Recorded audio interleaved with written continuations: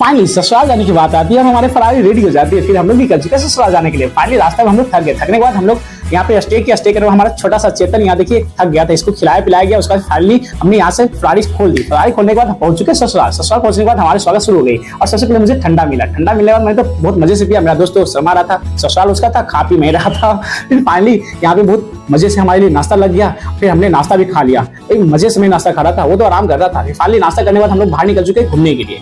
बाहर घूमने के बाद हमने गर्मी का दिन था तो थक गए। थकने के बाद हम लोग फिर रिटर्न घर आ गए। घर आने के बाद फिर हमने अपने छोटा चेतन के साथ खेलना शुरू कर दिया और वो भी हम लोग के साथ खेलना शुरू कर दिया। भाई ये भी आया था नानी घर घूमने के लिए।